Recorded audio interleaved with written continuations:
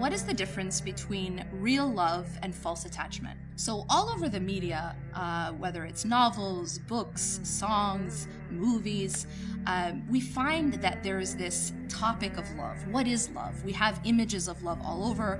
We've grown up with fairy tales, many of us, and various narratives of what it is to be in love. You know, we have the classic the classic stories of things like Romeo and Juliet.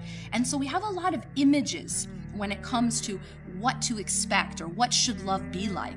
And a lot of it can be very, very confusing to understand the difference between what is real love and what is something called a false attachment. So a false attachment is when a person is actually more focused on themselves than they are on the other person. It happens when a person is internally empty, emotionally, psychologically, and spiritually perhaps, and they are seeking that fill from another person.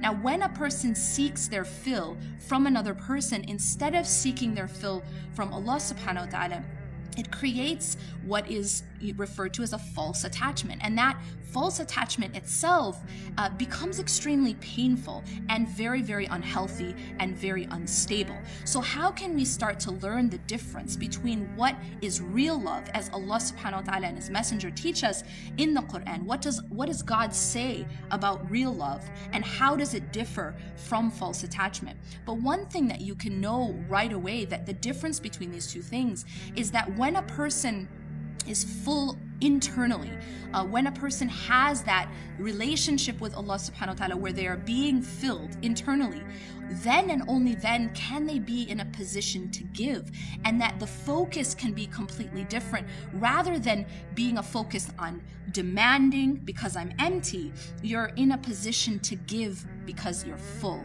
And this is the essential difference of between true love and false attachment.